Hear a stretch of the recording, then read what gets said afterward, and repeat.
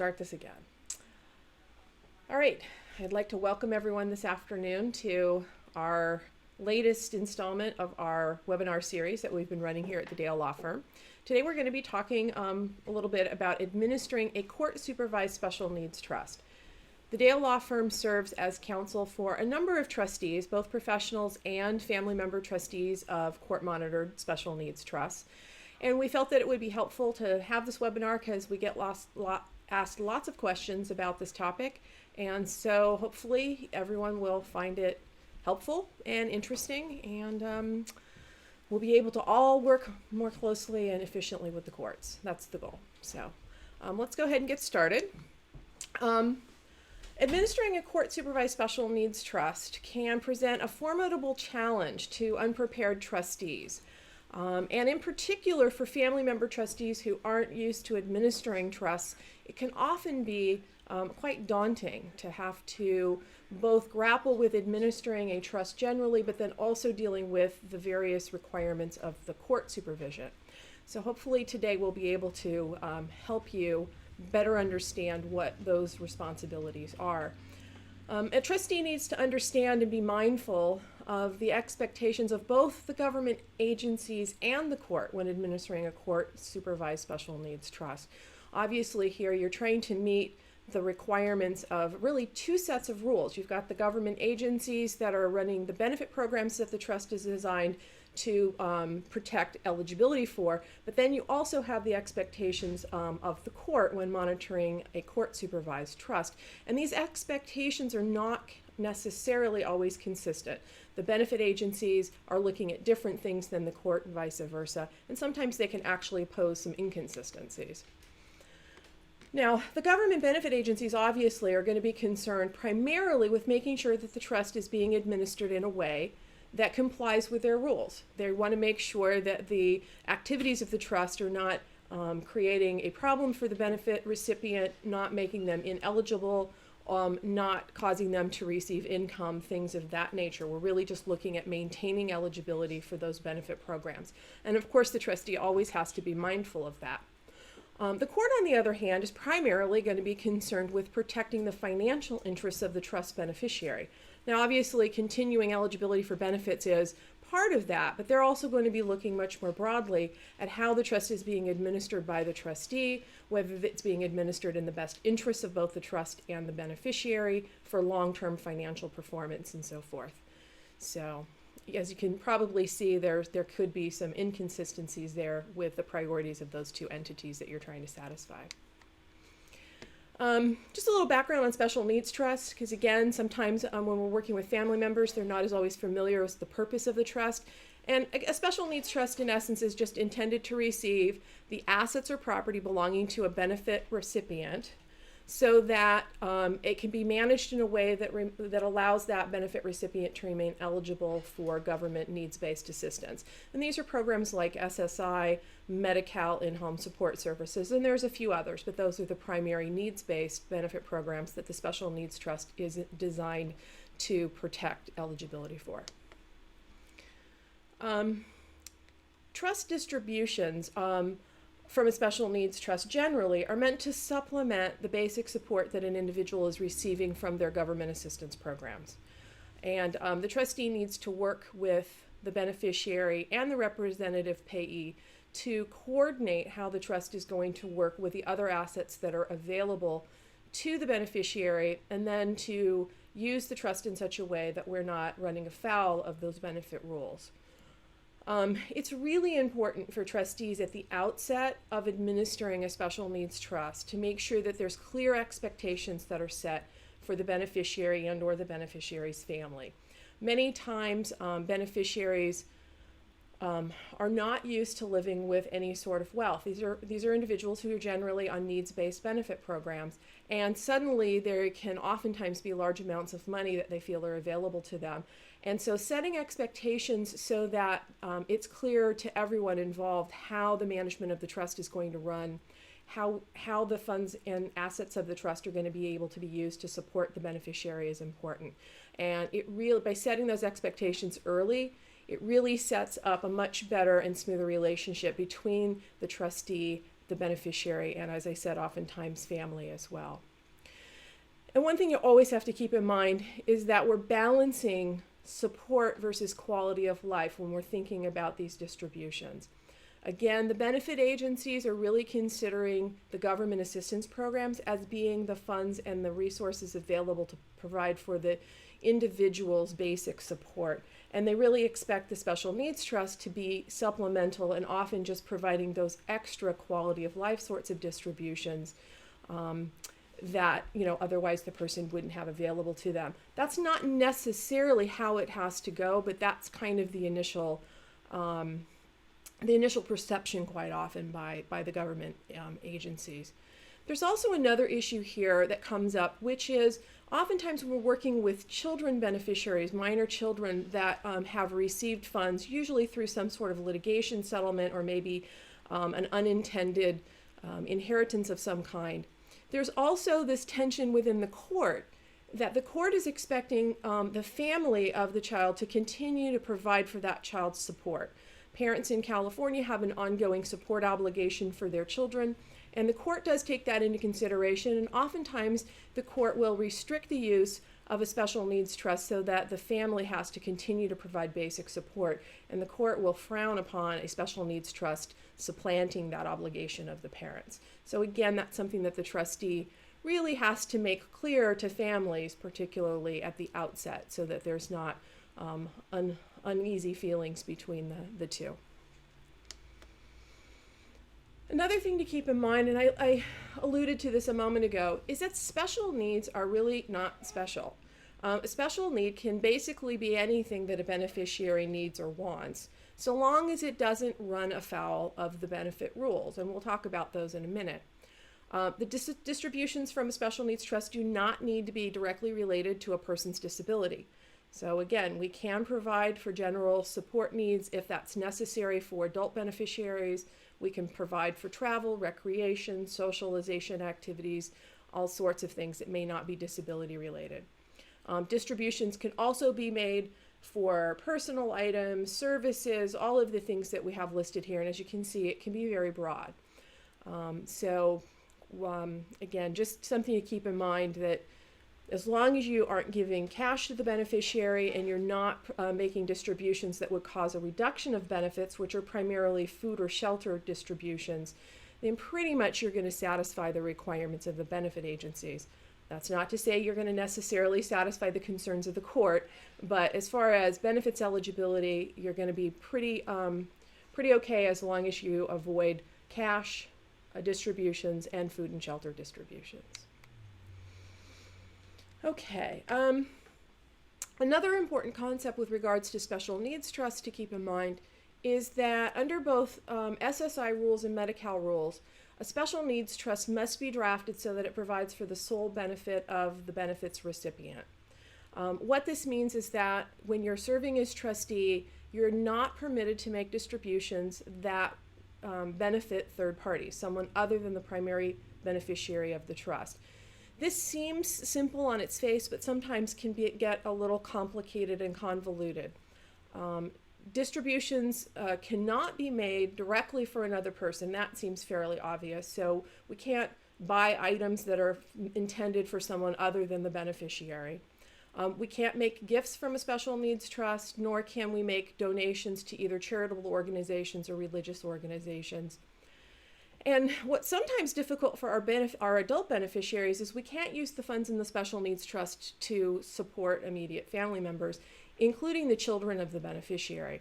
And this can particularly be difficult when we have single parents who suddenly are receiving funds, and they obviously would like to be able to support their children as well as themselves with the trust. And that's just simply that, unfortunately, something that can't be accomplished through these trusts without running afoul of the benefit rules. It's also often difficult for beneficiaries to understand that they can't make gifts to others using the resources of the trust. So, we oftentimes are working with trustees where there might be a request for money to buy a birthday present for a close family member or friend, things of that nature. And unfortunately, again, we just have to say that those are not permissible distributions. However, as I mentioned, sometimes these rules can be a little complicated, and there may be instances where you're considering a distribution or a disbursement from the trust, which is going to result in some secondary benefit to people other than the primary beneficiary. And you really have to kind of assess those on a case-by-case basis. I encourage you, if you're working with counsel like the Dale Law Firm or another firm, that you consult with your counsel before making these types of distributions. However, they can in some circumstances be permissible. I've given some examples here on the slide that come up frequently. Travel expenses for an individual to travel with the trust beneficiary is something that comes up a lot. And this may be permissible, and I say may with some emphasis, provided that the beneficiary individual could not travel without personal assistance. And in that case, in order for the primary beneficiary to be able to take advantage of travel opportunities, social events and things like that, sometimes it's simply necessary to pay for companion travel. And that is generally acceptable, and the courts are usually fairly accommodating of that, provided that it's reasonable. Usually with a severely disabled person with severe physical disabilities, we can even pay for perhaps 2 traveling companions, because obviously this person may need more than 8 hours, 12 hours a day of support. So again, but I often, or I would certainly encourage people to talk with counsel in these situations to make sure that we're not going to run afoul of your individual court's rules or preferences. Vehicles are another issue that come up a lot in trust distribution requests. It's very, very common for special needs trust, particularly again with individuals with physical disabilities, to purchase adapted vehicles for wheelchair access and things like that. Those vehicles can be quite expensive, and so they're frequently things that the trust will provide for. However, because of trust liability, we don't like to have the vehicle titled in the name of the trust. So it's usually going to be titled in the name of a third person. And there again, you get into this kind of joint benefit. If the person is the owner of the vehicle, presumably they're probably driving the vehicle a little bit for personal benefit as well.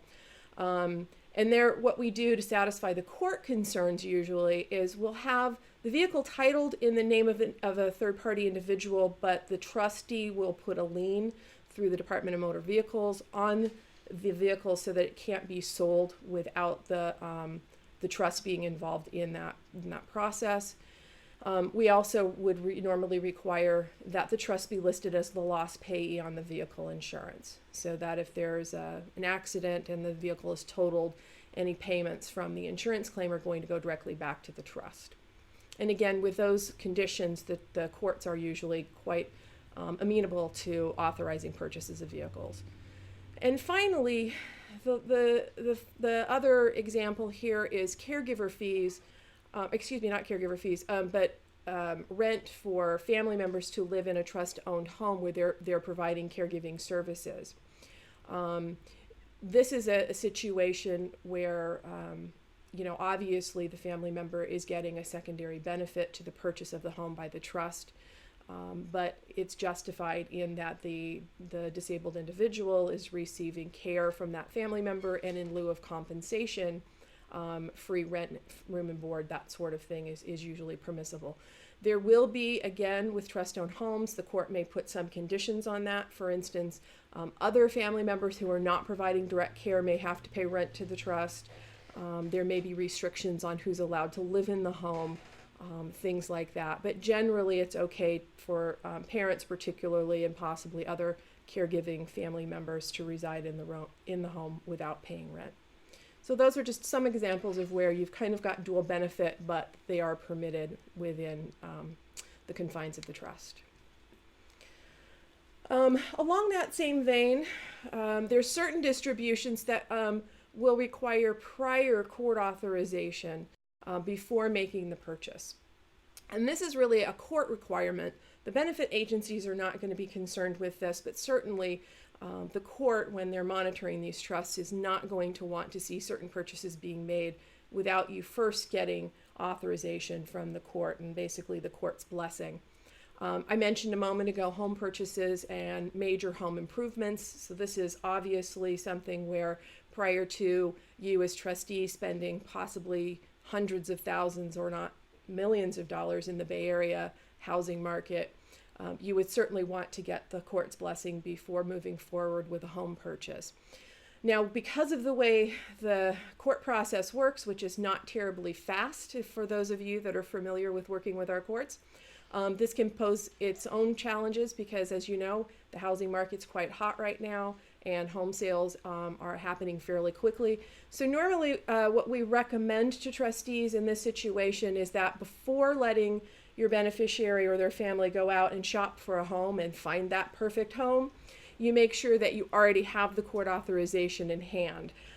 So going in early, telling the court, look, we'd like to purchase a home for the use of the beneficiary. This is the area we're thinking of buying in. This is the price range we're looking at, and kind of making your case to the court and getting the authorization before you go out and find the actual home. It certainly saves a lot of hurt feelings when the family suddenly isn't told, no, we can't buy you that house this week, that you just set your heart on. So.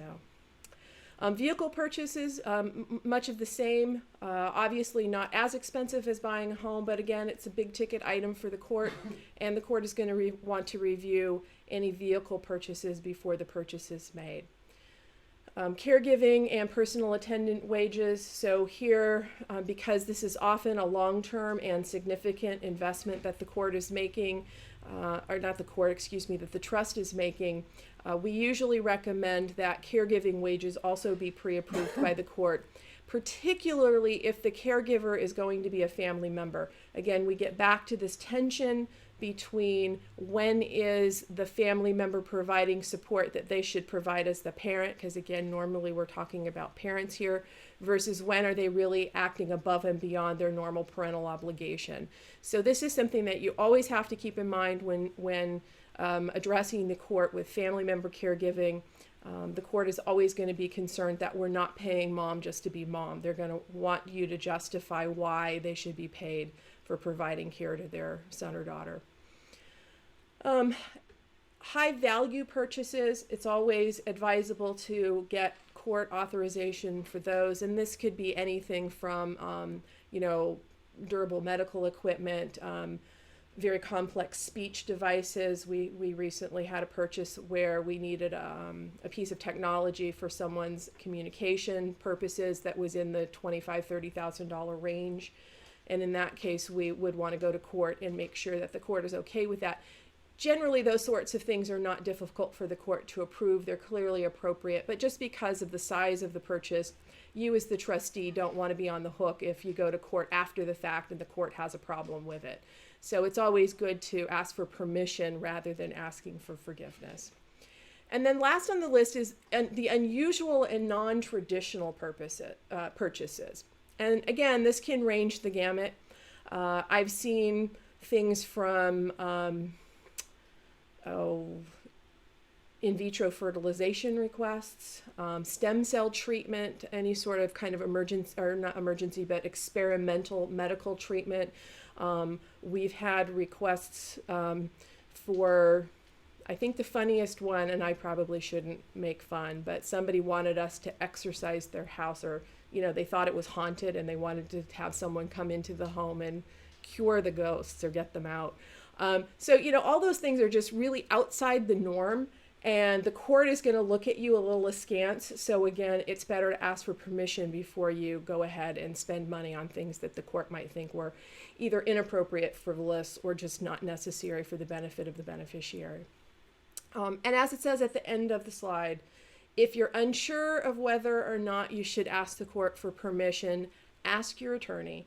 The worst thing you want to do is go out on a limb and make a disbursement for something and then have the court upset with you after you've done that, because the consequences can be dire. I mean, it doesn't happen often, but the court certainly has it within its power to surcharge the trustee back for the cost of that disbursement if they feel that it was improper. So you don't want to be in the position of having to reimburse the trust for something. And so it's better to go into court and get the okay before you move forward.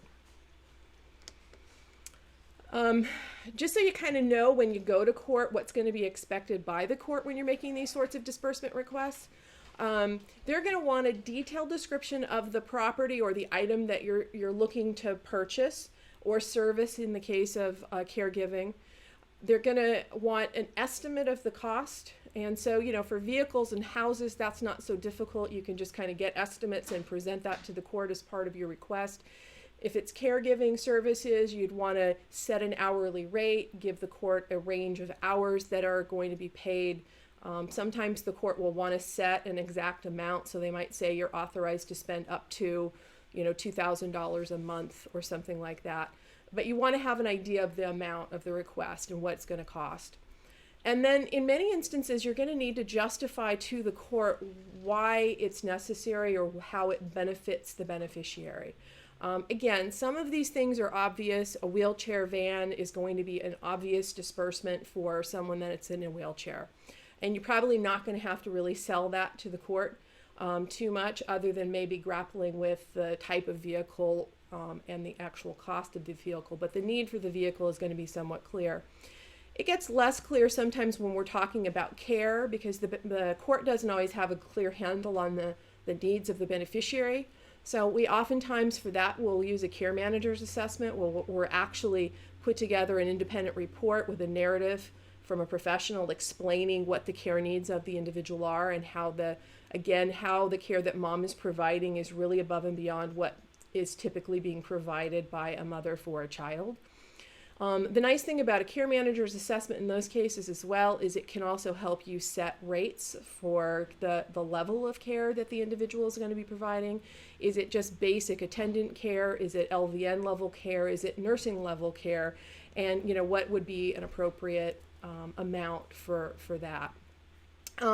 Sometimes when we have other types of things like durable medical equipment I mentioned earlier, another that we used to get more frequently than we do now would be requests for installation of swimming pools, particularly where we had a trust-owned home. They might want a therapeutic pool. And in those instances, having something from a doctor or a therapist that really supports the need and the benefit for those is helpful as well. The court is also going to want to know what the financial impact on the trust is. So, how much money do we have available? Can we really afford the distribution that's being requested? And, how is this going to impact the trust long term? If it's a home, are we going to be able to afford to continue to maintain the home? Are we going to be able to pay the annual property taxes and the insurance and all of the other costs that go along with home ownership? All of those things are going to factor in when you're requesting those sorts of things from the court. And then again, obviously, just any other special conditions or circumstances with regards to the purchase, you should lay that all out for the court. This is the section where, for instance, if we're doing a home purchase and we know there's going to be family members living in the home, we would certainly want to advise the court of that and let the court know how we're intending to accommodate other residents in the home, how costs of household expenses are going to be shared, utilities, all of that would need to be addressed in your petition. So as you can see, these are not simple, one paragraph requests. We really do have to provide evidence to the court to let them know how it's going to work and the benefits of the disbursement. The timing of your requests for these sorts of petitions. So a disbursement request to the court can really be brought at any time. And so, if we've got a situation where we know we have to buy a house in the next 6 months, we certainly can bring a standalone petition under the probate code section 17200, and the court would entertain that and rule on it. But there is costs obviously involved every time you go to court. So our preferred practice is to bring these sorts of requests when we know we're going to be doing the periodic accounting petitions to the court, so that way we are not unduly burdening the trust with legal fees.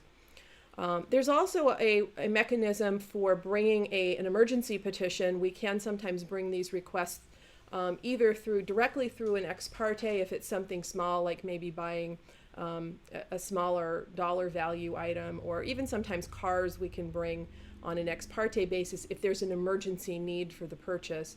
Otherwise, we can bring a standard petition, but then ask the court through an ex parte request to shorten the time for hearing that petition and waiving the normal notice period so that that can be heard in a much quicker manner. But again, if at all possible, the best practice is to try and plan ahead, talk with the family or the beneficiary and find out what sorts of disbursements are going to be needed in the future, and then try and bring those petitions when you're bringing the regularly scheduled account petitions so that we're getting the best bang for our legal fee buck. Okay, I talked a minute ago about the things that you shouldn't spend money on, but there's also mechanisms that you need to keep in mind when administering a trust as to how you need to make disbursements from a special needs trust. The most common method is to pay for things directly. So if you're purchasing furniture at a furniture store, if the trust can pay the furniture store directly, that's usually the best way to make the purchase for a couple of reasons. One is, as noted in the slide here, we want to make sure we're paying not to the beneficiary but to third parties, because otherwise it is considered income to the beneficiary. But also for record keeping purposes, the cleaner the distributions, the better. We don't have to explain convoluted sorts of distributions. So making payment directly to stores, vendors, providers of service, that's really the best way to make disbursements if you can. But sometimes that's simply not practical. So for instance, an example would be if the beneficiary needs some clothes. You know, it's not practical oftentimes for the trustee to go down to the clothing store with the beneficiary with the trust checkbook in hand and write a check to Macy's. I'm not even sure if Macy's takes checks any longer. Do people still use checks when they shop? I'm not sure. But, you know, sometimes it's just not simply practical. So other ways of doing it are to have a third party make a purchase on behalf of the beneficiary, and then you can reimburse the third party.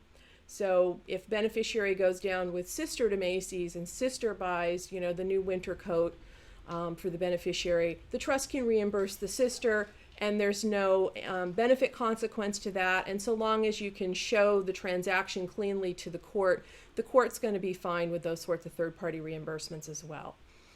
And then the other method that is used commonly with our older beneficiaries, clients that have capacity and really can make purchases for themselves were it not for the fact that they're on benefits and they can't receive cash, is we're now using credit cards. And I say we, I mean trustees that we work with are now using credit cards, and or there's a new type of a preloaded debit card called a TrueLink card that's becoming really popular with trustees.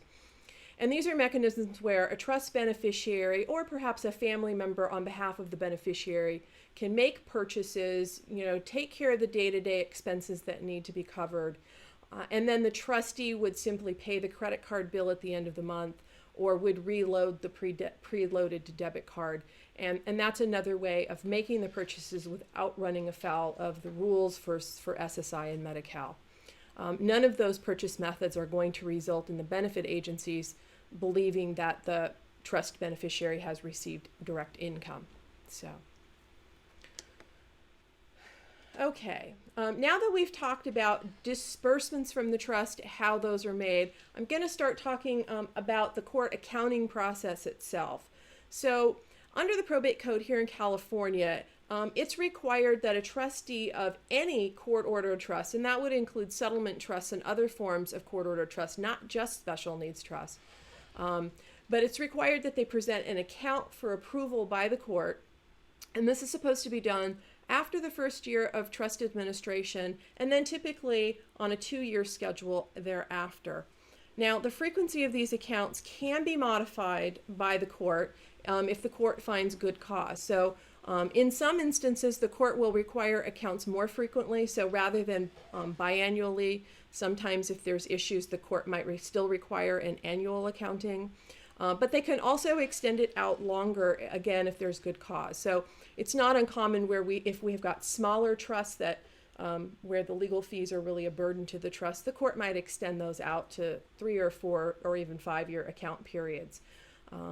Again, but that's going to be at the discretion of the court. The probate code otherwise is going to default to that first year and then every 2 years thereafter. Also, the court accounting pleadings are going to need to be filed with the court about 90 days after the close of the account period. Now, in some counties, they will actually set a filing deadline for the accounting, so you have a specific date by which you must file the account. And in other counties, they'll have what's called a status hearing, which is an actual court hearing. And if the account is not filed prior to that date, then your counsel or the trustee will have to go into court to actually explain to the judge why the account hasn't been filed yet. That doesn't happen in all counties, but it certainly does happen in a number of them. Okay, a court accounting is going to have three basic components as part of what needs to be submitted to the court. The first is the actual account petition. That's the legal pleading that is usually going to be prepared by your attorney if you're working with one. And that document is going to include basically a narrative description of the activities of the trust during the account period. It's going to provide the court with certain required information that has to be included. And then it also gives you an opportunity, as I said, to incorporate requests for disbursements or any unusual things that you know might be coming up in the future that you either want the court to give its blessing to, authorize, or just to be aware of, because it may have impact on how you're administering the trust. There's also going to be a set of account schedules that are going to need to be prepared, and these are detailed financial statements. There's a set of different statements. They're required under the probate code as to their formatting and what is contained within them. But basically, they're going to itemize and categorize every single transaction on the trust for the account period. That's going to include every bit of income or receipts that have come into the trust, all distributions that have been made out of the trust, as well as changes in assets. If you buy and sell stocks, you're going to have to record all of those transactions in these very detailed financial statements. The court is also going to require that original account statements from the financial institutions be submitted to the court as part of this process as well. For non-professional and corporate trustees, the requirement is that an original financial statement for each account showing the beginning date and the ending date of the account period be submitted. If you happen to be a professional fiduciary licensed in the state of California, then you're required to actually provide all of the account statements for the entire account period. With regards to bank statements, this is actually one of the more challenging aspects of our job, because we find that many trustees don't actually either receive or they don't retain the original bank statements. And oftentimes they don't realize that we need it until we get to the end of the account period and we're asking them for something they don't have. So I'm reminding you all right now, and if you're just watching this video or watching the webinar today as an incoming trustee, know that you need to make sure your bank or financial institution is sending you original statements. Do not sign up for electronic bank statements. Do not let them send you email statements, because those, unfortunately, are not considered originals by the court. The court actually wants those documents that they send you in the mail that are on their fancy little account statement papers. And it's also a good practice to, when you're setting up your bank accounts or your financial accounts, to ask that the financial institution actually send a duplicate copy of the statements to your attorney. That way the attorney has them in the file, and we've got the information we need when the account time rolls around, and it's very much more efficient and quicker for us to prepare all of the documentation. Okay, the account schedules themselves, again, I mentioned they're quite detailed, and there's a set or several different statements that are required by the court. I've listed here on the slide the ones that are absolutely required, and you'll see that they include schedules of assets for both the opening and the closing balances of all of the accounts, and that does need to list all of the assets with both their carry and market values. That would include vehicles, that would include real estate, as well as stocks, bonds, accounts, that sort of thing. You're also going to need to include a schedule that shows the value of any assets received during the account period, as well as receipts, and that would be things like income, principal, dividends, interest, all of that. Gains on sales also, so if you're selling securities and you realize a gain, those gains need to be reported on a separate schedule. On the other side of the ledger, where we've got money flowing out of the trust, you're going to need to provide a detailed description of all disbursements made from the trust. And this is going to include the date of the disbursement, who the payee was, the amount, obviously, and then a detailed description as to what it was for if it's not obvious. Then you're going to have a schedule that shows loss on sales, so we balance that against your gains. And then, as I mentioned a minute ago, also the property on hand at the end of the account period. Now, again, these are the schedules that are required. There are other schedules that you might periodically need to include. A change in form of assets is one that we commonly use, again, particularly in trusts where we have a lot of stock or other investment activity, where we're buying and selling and exchanging different assets or investments. We're going to show a lot of those transactions on a change of form of asset schedule. There's sometimes supplemental schedules that might explain other unusual transactions, or if we need to provide more detail on certain transactions, that's sometimes done through a supplemental schedule. Okay, to prepare the account schedules themselves, much of the information that's needed to prepare these schedules, again, is going to be shown on the financial statements from your financial institutions. So again, another reason why it's really important to keep those records and have them available for your attorney or the CPA that you work with to prepare the schedules. It's also necessary for you to have a detailed disbursement log. Because again, I mentioned that one of the schedules you have to provide not only includes the date, the amount, and the payee on disbursements, but we have to explain to the court what the disbursement was. Now, for some things, this is obvious. If you made a disbursement to the Chevron gas station, we pretty much know you bought some gas for a trust-owned vehicle. However, if you spent money at Target, we're not going to know what you purchased at Target, so we're going to need something that really spells that out for us. And it's not sufficient to simply say personal items. We need to actually be able to tell the court what those items were. Was it clothing? Was it personal hygiene items? Was it electronics? Was it, whatever else it is they sell at Target? Toys. Those things all need to be spelled out for the court. And if you've made a variety of purchases at Target, you bought clothes and toys, then we're going to need to break it down further and tell the court how much you spent on each. So again, a detailed distribution or disbursement log is critical. And then I mentioned earlier that another method of making disbursements, which is becoming more popular lately, is for the trustee to authorize someone to use a credit card or a TrueLink card. It's also necessary to provide the court, as part of the accounting, a separate schedule that is going to detail those transactions as well. Because on your trust disbursement schedule, it's just going to simply show that you made a payment to Wells Fargo Bank Visa. We have to be able to tell the court what was on the Visa bill, what did you pay for through use of that credit card. So we find the easiest way to do that is to have a separate supplemental schedule attached that will itemize each of those credit card or TrueLink transactions. So what that means for you as the trustee is really that you're going to need to keep track of that. And if you're working with a beneficiary or a family member, you're going to need to require that they provide you with the receipts for those transactions, or at least a detailed description as to what they're purchasing, so that you can report that back to the court.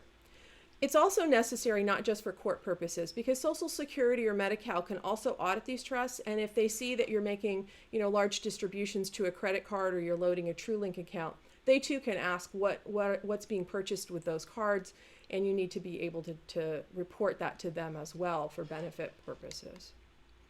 On the next slide, I've kind of given you an example of just some how your disbursement log might be set out. And as you can see here, we've got 3 separate transactions that we've kind of made up.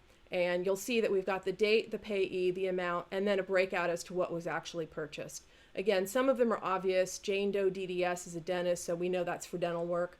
But the Target example there again is going to illustrate how we need you to break out the individual items, or at least categories of items that you've purchased at those sorts of stores that are a little less obvious.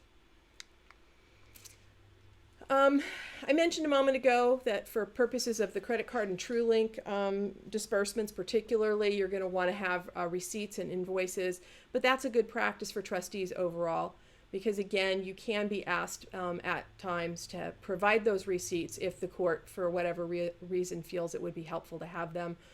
We had a client recently who had purchased a lot of clothing for a beneficiary, and we actually had the we actually had the court require that we provide them with copies of all of the clothing receipts. So it can occasionally come up where you need to be able to produce those. So it's good practice to ask and to save those. Preparation of the account schedules, as you might have gathered from the description that I just gave you, can be fairly daunting, particularly if you've got a lot of raw data that you're trying to extract the information from. So we really encourage trustees, particularly non-professional trustees, to work with a CPA that's experienced in putting these sorts of account schedules together. If you're a client of the Dale Law Firm and you're working with us, we will actually have you send us the raw data, and then we work with a CPA who does these for us routinely. Because he does them day in and day out, he's very efficient and hopefully less expensive than a less experienced CPA would be, but nonetheless, it can be very difficult to put these schedules together if you're trying to do it on your own. Okay, once the petition is all put together, actually, I'm sorry, I forgot to tell you what has to be in the petition. So the petition's going to be, as I said, usually prepared by counsel. And we're going to start doing that once we've gotten the schedules put together from the CPA. Upon receipt of those schedules, if we're working with you, my paralegal and myself will review those schedules, and we will then ask you for clarification on anything that we don't quite understand. Sometimes there's disbursements that have been made that we need to better explain. So there's oftentimes kind of a series of communications back and forth where we'll ask lots of questions. We're not doing that to be nosy. We're doing it because we have to be able to explain these things to the court, and so we need that extra information. So sometimes I know trustees can get a little annoyed because we ask lots of questions, but we're doing it for a reason. Once we receive that explanation, then we're going to put together the actual legal pleading that's going to get filed with the court with the schedules attached. And that pleading is where we also have an opportunity to explain any unusual activity, any unusual disbursements that have been made for the trust. If there's any unusual activity on the investment side, we can explain that in there as well. It's really kind of the narrative document that tells the court, it gives them the picture of what's been going on with this trust for the last year or two. We're also going to, as I mentioned earlier, incorporate any disbursement requests in that petition. And then within the petition, we also are going to seek approval of trustee and attorney's fees because those do require court approval before they can be paid. And we're going to also review the sufficiency of the bond that the court has required that the trustee post and have the bond adjusted either upwards or downwards depending on the changed value of the trust account. Okay, the account petition, once it's prepared, it's going to get filed with the court, and then it's going to be mailed to all of the interested parties with regards to the trust, and that has to be done at a minimum of 30 days before the hearing date. Interested parties then have an opportunity to appear at the hearing and can address the court with any concerns they may have, or if there's any other information that interested parties want the court to be made aware of, that can all be addressed at the hearing. I will say it's not terribly common for parties to appear. Most often at these hearings, it's usually just me on behalf of the trustee, but certainly we encourage other interested parties to be involved in the court process if they choose to. The account petition similarly is going to be thoroughly reviewed by a member of the court staff. Each county has probate examiners. These are individuals hired by the court that specialize in reviewing all of the probate pleadings and activities, and I can certainly assure you that these court accountings are a big part of what they do day in and day out.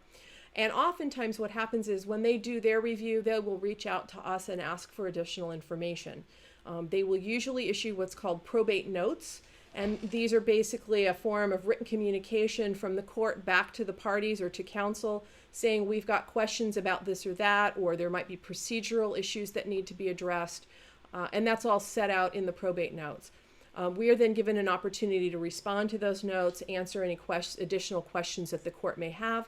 This will oftentimes require us to, again, reach out to the trustee and have some communications and ask questions, and a lot of times the trustee might then have to do some sort of supplemental paperwork. That all gets filed with the court before the hearing. As you might imagine, sometimes that work can cause the hearing to be continued. Sometimes families find that annoying, but it is part of the process, and you do have to kind of be prepared that that's a possibility, that hearings oftentimes will get continued so that the court can complete its review and finish its work. Once that's all done, if the court then finds everything is in order and the court doesn't have any concerns, then quite often the court will issue what's called a pre-grant order or a tentative ruling granting the petition. When that happens, what that means is that we don't actually have to appear at the hearing. The court is telling us that they're willing to approve the petition without an appearance, and they just sign the paperwork on the day of the hearing and it gets mailed to us. That's good because it saves everybody money, because you're not paying the attorney to have to go to court. And it means that the court is approving everything that you, as the trustee, have done for the prior account period. Okay, one other issue that comes up that sometimes takes trustees a bit by surprise is this idea of bond. The probate code in California requires that all trustees of court-ordered trusts secure and file a bond in an amount that's sufficient to protect the assets of the trust. There is a calculation of how we calculate this amount that's set out in the probate code. You can roughly think, and this is roughly, it's going to be the market value of the trust plus 15%. And the way we calculate that is we kind of use 5% generally is about the amount of annual income that we kind of expect in these trusts. Plus the court usually requires 10% for potential recovery costs if the bond needs to be recovered against. So that's where we come up with the calculation. There is a bond premium that is going to have to be paid from the trust to cover that bond. And the bond premium is obviously directly related to the value of the bond. So if you have $1 million premium, $1 million trust, your premium is going to be much higher than if you have a $100,000 trust. It's just the amount of risk that the surety company is putting at stake.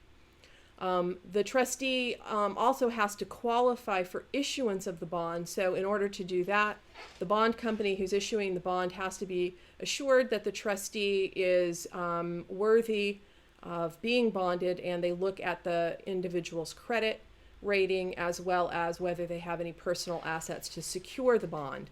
Because again, the process would be that if the trust were to surcharge against the bond for recovery to the trust, the bond company assuredly is going to go back against the trustee to try and recover that amount. So they want to make sure that there's something for them to recover from. And then trustees also have to realize that there's going to be an annual premium that's going to be paid for the bond, and failure to maintain that and pay that in a timely manner would be brought to the attention of the court, and the court could sanction and or remove the trustee if they fail to keep their bond in place. All right. Trust investments is another area of concern. And the court takes this quite seriously. Again, the benefit agencies don't really care so much how you manage the money as far as investments, but the court certainly does. A trustee in California actually has a fiduciary duty to prudently invest the trust property. It would be a violation or a breach of your fiduciary duty if you allowed the trust assets to sit fallow and not be productive. So the court certainly does expect that you're going to be actively investing the trust assets. And this is particularly the case in larger trusts.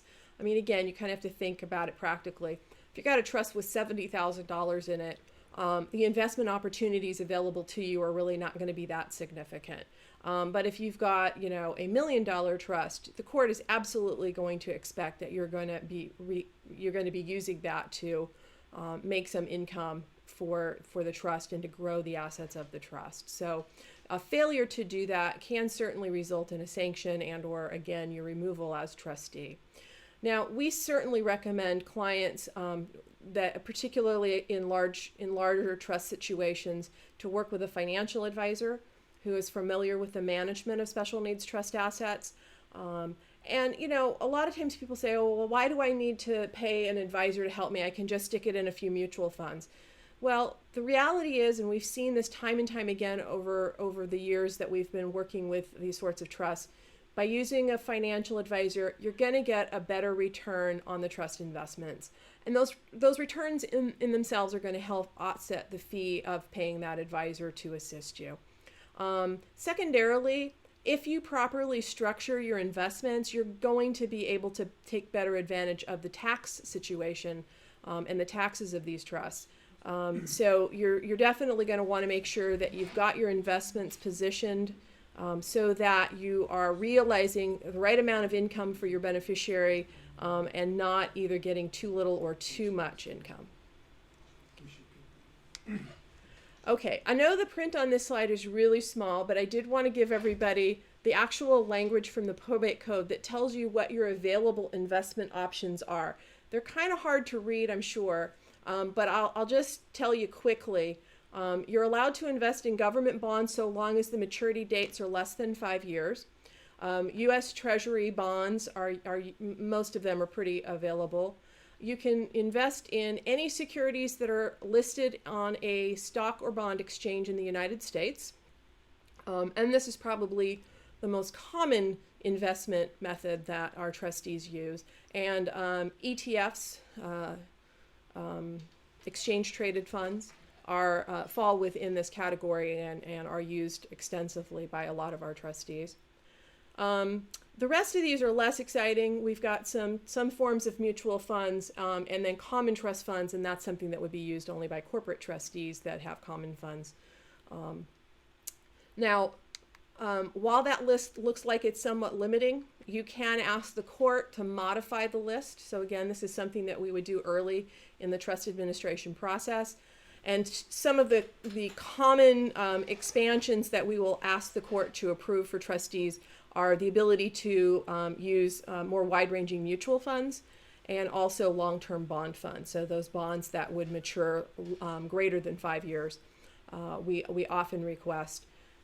And the courts are usually fairly agreeable to those sorts of expansions. And again, anything else that you feel is reasonable and prudent and that you can justify to the court, we can certainly request through a petition to the court. And like I said, generally, unless you're asking for something, kind of outrageous, the court will generally be pretty amenable to granting your request.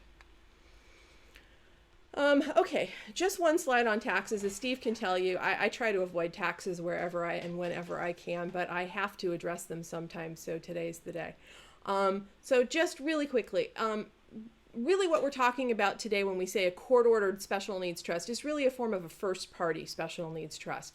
I am not aware, I've never seen a third-party trust come under court supervision. So we're really talking about these first-party trusts, and they're treated for tax purposes as a form of a grantor trust. Basically what that means is that the tax liability for the income that's generated by the trust investments is going to pass through the trust to the beneficiary.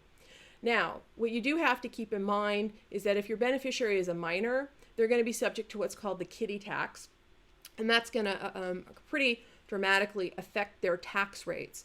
But if they're over 18 or in some cases 21, then it's going to pass through, and they're just basically going to be paying the income on the trust investments at their personal tax rate.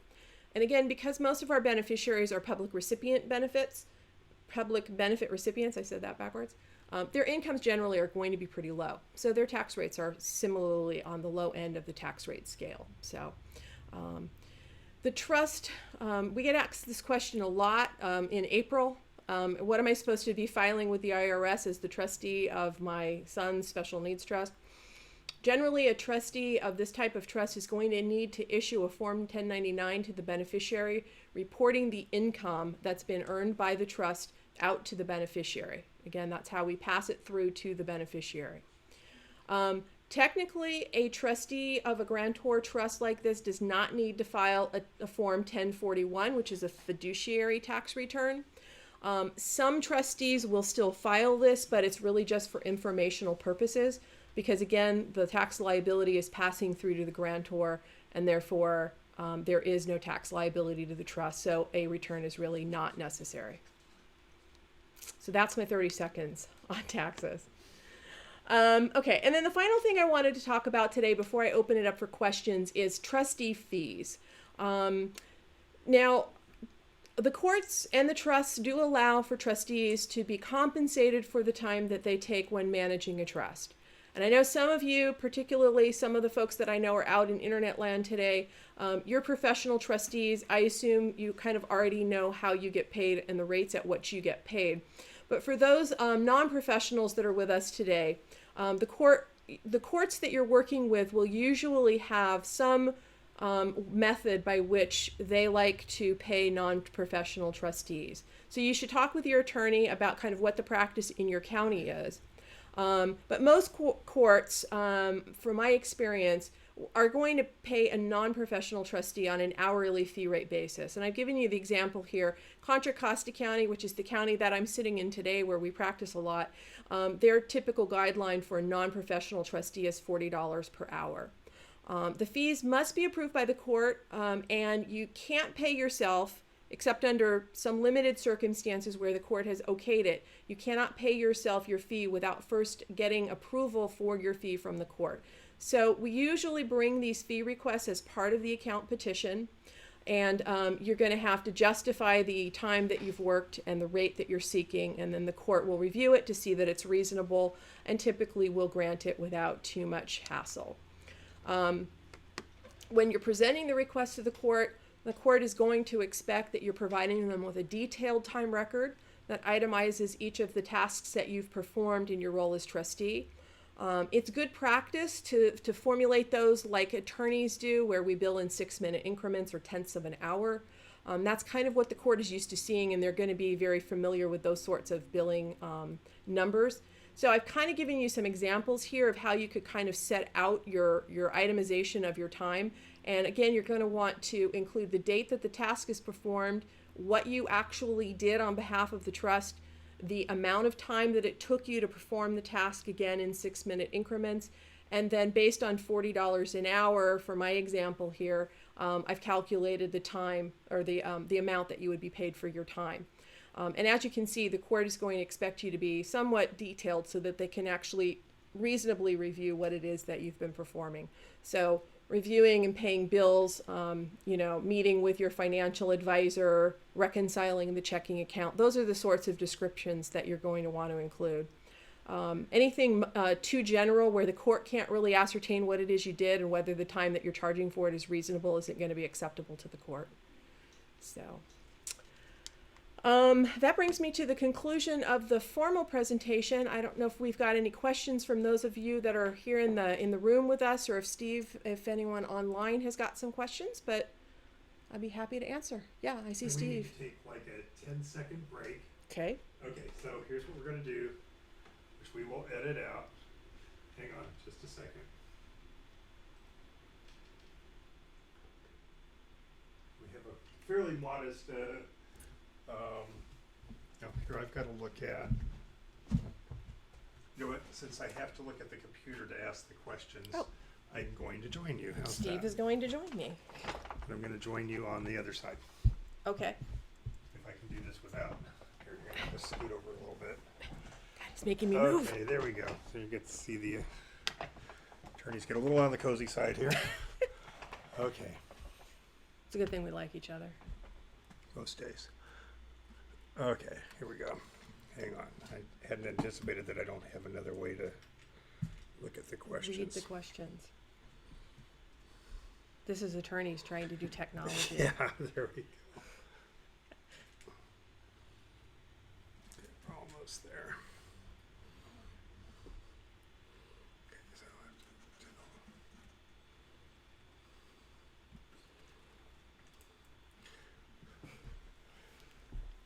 well, and the good news is through the magic of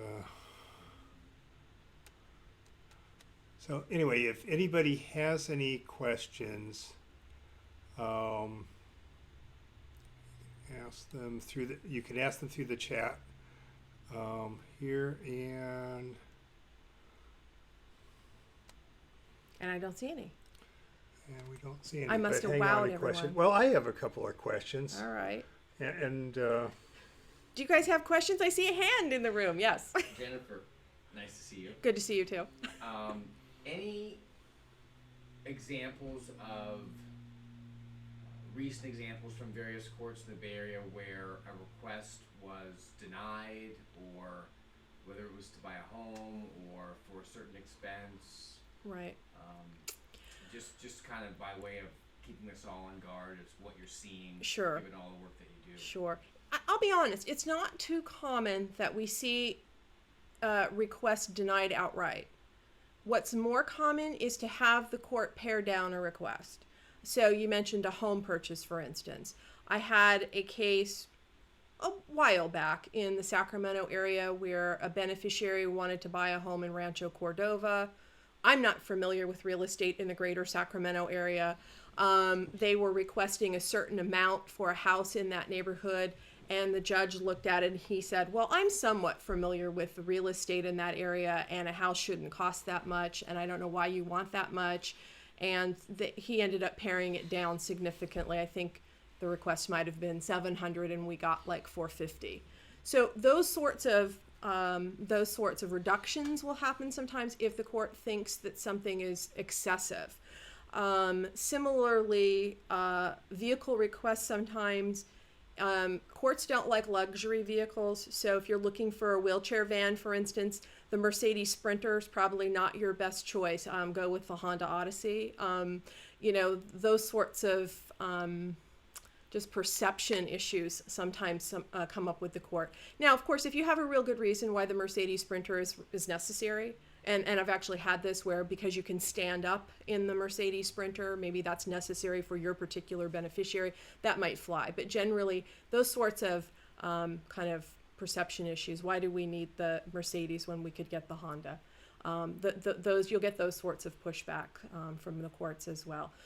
The only other time I've ever had anything rejected outright is usually because the request is putting too big of a financial load on the trust. And that sometimes, again, can come up with homes where if you've got a fairly modest trust and you're asking to use like 80% of the trust principal to buy real estate, the court's probably going to say no to that request because then their concern is you don't have a lot of cash left to maintain this house over the long term. We don't want the house to fall into foreclosure, those sorts of concerns. But usually they're pretty good about, the judges are pretty good about working with you to figure out a solution that satisfies them as well as the beneficiary.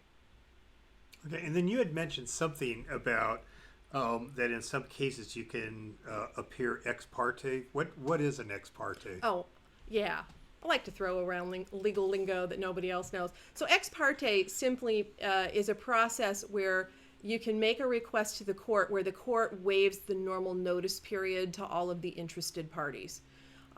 So as I mentioned, I think in my presentation, typically when we're making these sorts of petitions to the court, we have to give 30 days notice to all of the interested parties so that everyone has an adequate amount of time to review the petition and determine whether they agree or disagree, and they can file an objection if they don't like it. An ex parte proceeding is where the court basically waives that and allows you to go in usually on 48 hours notice. And usually that notice is a verbal notice where we would let everyone know we're going to be going in next Tuesday and making this request, and if you have an objection, let us know. Okay. And then another question that I know comes up is for those that are fee sensitive, which I think is everybody here, what are some things that people could do to try to keep their fees down? Keep really, really good records. If anything drives the fees in these cases up, it's bad record keeping. If I or my staff have to continually be going back to the trustee and asking for more information or corrected information, or we need something to justify this or that expense, then each of those phone calls, each of those emails costs attorney's fees. And that's really the one thing that we see escalate the cost of these proceedings pretty substantially. Otherwise, there's just a certain amount of cost, unfortunately, in administering these trusts that's unavoidable. We get a lot of clients want to know, well, how come I have to have this bond and pay this big bond premium? The reality is, unfortunately, it's just a legal requirement. There's nothing we can do about it. It's required in every case. So you just have to accept that there is some costs involved in administering these types of trusts. And then the other thing with the bond is, do you really have to have bond, and is there a way around it? The only way to avoid bond in these cases is to have a corporate trustee. Corporate trustees are not required to have a bond. However, the fees that you're going to pay to a corporate trustee are probably going to, in many times over, surpass the premium for the bond. So, having a corporate trustee in a larger case sometimes makes some sense. And I'm not saying that I don't favor them in certain cases, but certainly, particularly in the smaller value cases, they're not even an option. And, the costs for the bond are going to certainly be less than what you're going to pay in fiduciary fees to a corporate. Okay, and then do clients have to be represented by counsel? Can they do this on their own? Unfortunately, they do have to be represented by counsel. Because it's a court requirement. The court would be perfectly happy to let people go pro per, which means they're not represented by an attorney. However, it's a condition of the bond again. The bond company is going to want to make sure that there's an attorney involved, and they do make it a requirement of your bond that you have legal representation. Great. Well, I certainly learned a lot. I always do. One thing that we might just end on is that, when you're looking at whether you're going to serve as trustee or use a professional trustee or that sort of thing, what kind of things might you think about? Well, hopefully you've gotten a flavor from the presentation today as to the kind of complexities that are involved in managing these trusts. And again, balancing both the benefit rules with the court's requirements can be quite daunting for family members, particularly if they're not used to managing these sorts of assets. A lot of times the family members of our beneficiaries spend a lot of time providing personal care and other supports for their disabled family member, and adding this burden to, the already overwhelming tasks that a family is facing. It's just simply not worth it for the extra stress. But then there are family members that do a bang up job and this is really their forte. So, there's no cookie cutter answer. I think for some families, managing the trust yourself is fine, and for others, it's a recipe for disaster. But you kind of have to just go with it and see how it works out. And we can always change the model down the road. You do have to go to court to have the trustee changed, but it's not uncommon for a family trustee to find out after a year or so that they've bitten off more than they can chew, and then we'll go in and change the model. So I also think it's fair to say that in a lot of cases, these accountings aren't like any other accounting most folks have ever seen here. In fact, for the typical CPA, I know I can really throw them because a lot of what these accountings are all about aren't what the CPAs are used to. So I think that, one possibility about this, if you're a family member, is you might want to, make sure that we know that you might want to be trustee, but maybe consider using a professional trustee for one or two accountings. And then if you really think you can do this at that point, you can always change it, usually at one of the accountings. Right. Yeah, as time goes on and you see how it works, we can always do the reverse. We can have the professional replaced with a family member as well. But the fact is that for a lot of professional trustees, they're used to these accountings, and I think it's fair to say that in most cases we're going to see the accounting costs will go down if we have somebody who's really on top of it. Yeah, and I think that's the thing. A lot of times families initially think they're going to save money by not having a professional because they don't want to have to pay the professional the compensation involved. But again, you're right. Sometimes what transpires is that the legal fees then go up because the professional is going to manage things with us much more efficiently. And in addition, our professionally managed trusts typically perform better on the investment side as well. So it usually ends up being kind of a wash, to be honest. Okay, well, I think that, learned a lot. Hopefully this is a good primer on court accountings. And I know the other thing that you had in there is if there's something you're not sure about, ask. Absolutely. Whenever you're not sure, call, email, whatever. Email, call, right. Whatever. So anyway, I want to thank you for those of you that are watching either live or on YouTube or watching later. Please consider subscribing to our channel. We have all sorts of programs that we're doing on all sorts of different subjects here. So we'll continue to build our library. And with that, I want to thank you very much for the presentation. And for those of you watching, happy advocating. Yeah, absolutely. Okay. Bye. Okay.